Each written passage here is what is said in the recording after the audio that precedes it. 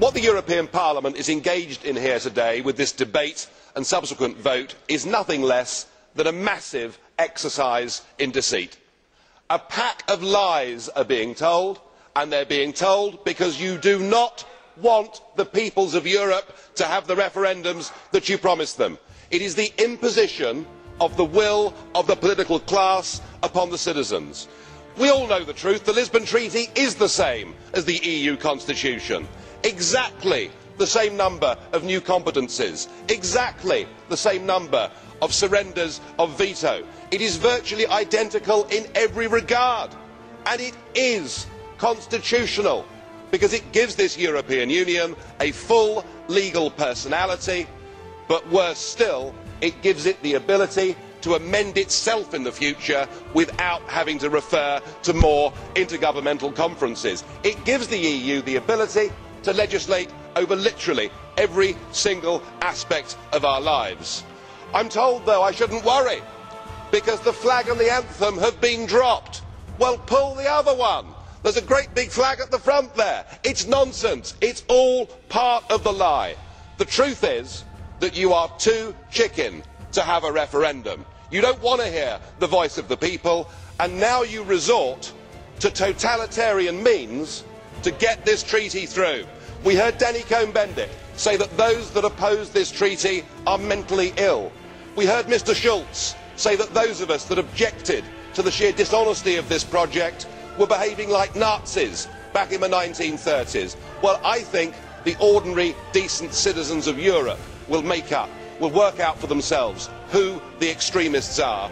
And I must say, I wish the people of Ireland, I wish those that believe in democracy, every success in a couple of months' time, and I hope they send a large, resounding no, and I hope the voice of the peoples of Europe will be heard, not that of just you, the political class. And you may be complacent today, but you are increasingly being held in contempt.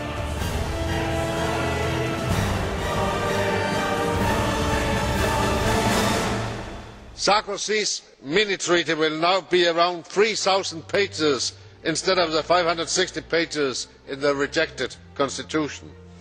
The majority has the right to endorse the treaty, but you have no right to refuse a normal parliamentary scrutiny of this Lisbon Treaty. I have asked more than 700 serious questions on the interpretation of the different articles. You don't know the answers. You approve secrecy instead of transparency.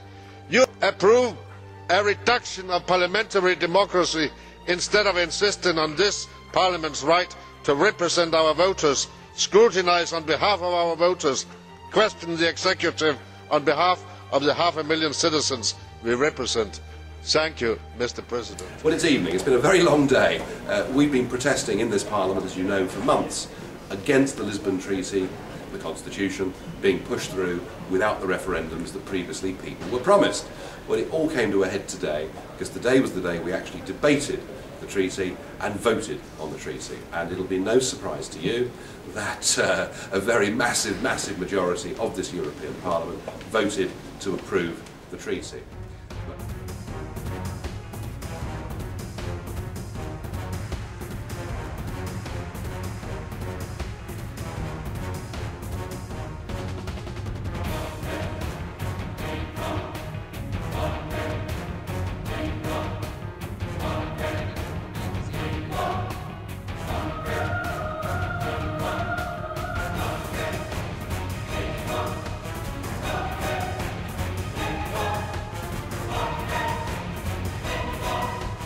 Vote. The vote is open.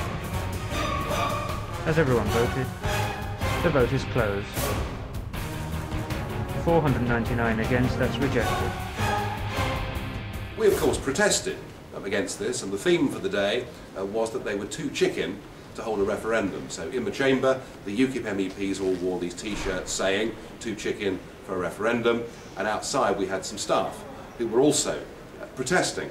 And at one point during the protest, the staff were being surrounded by security guards and press cameras, and I was asked to come out and see what was going on. And I went out, and yeah, it was getting a bit heated, it was getting a bit aggressive. Yes.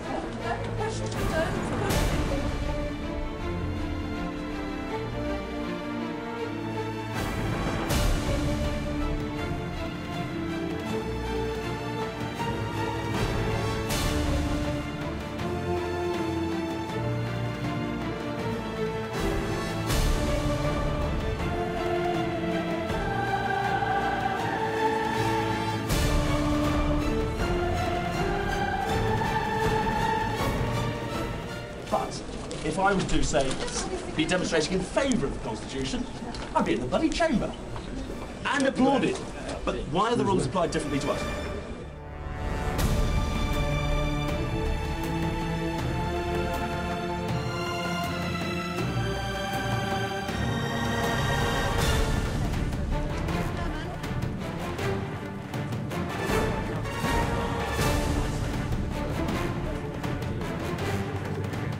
Can't wear a chicken costume anywhere in the EU anymore. No one's been arrested Maybe yet? it's in the treaty. No. We don't have it. Not yet. They will be. If you're agreeing, you can protest. Everybody has to sign it without. You can protest on any issue you like in this Parliament, and that's fine. You can wear death masks and protest against nuclear energy. All of that's fine. But if you criticise the European Union and you want referendums in member states on this treaty, they will fine you, they will arrest you, they will do God knows what. And in the middle of all of this, one of the veteran correspondents who's been here for 20 years, a man by the name of Jim Gibbons, who does clips and outtakes for the ITN network across the country, interviewed me and asked me what was going on, and I said that the treaty was going through and that they were beginning to behave in a totalitarian manner, that we've been accused of being mentally ill, we've been accused of behaving like Nazis, and this from people who call us the extremists. Well, that was the interview, and you would have thought that was fine. As I turned my heels and walked away, the head of the European Parliament's audiovisual service turned to this veteran journalist and said, "I don't want you to use that clip. Parliament services, meaning the cameraman, are not here to record dissent." It was a deliberate attempt to censor what was put out from this place.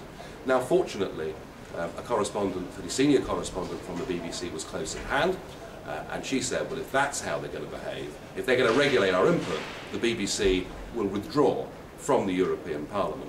Well, since that time, there's been a climb down, and the audiovisual unit have apologised and said they simply overreacted in the heat of the do what you like. But if you criticise the European Union, and in particular, if you criticise them for breaking their promises not to put this constitutional treaty to a referendum, you get treated badly. These people are being carted off. We've got members in there who are going to be tomorrow fined and suspended from the chamber. There's no opposition allowed. And frankly, they're using totalitarian tactics.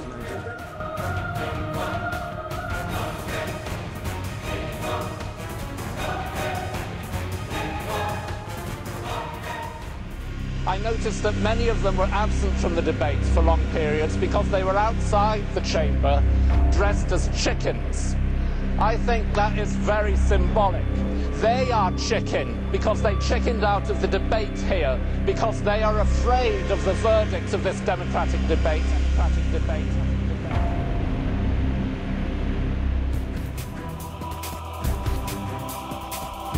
But I will tell you this, from what I've seen in this place over the course of the last few months, they are becoming totalitarian in their instincts. They cannot abide, they cannot bear opposition of any kind. It looks like we're going to be denied a referendum, I'm afraid, on this constitutional treaty, which means what we've got to do as a party is to get ourselves ready for the European elections of June next year, which may be the only opportunity we'll ever get to send a message.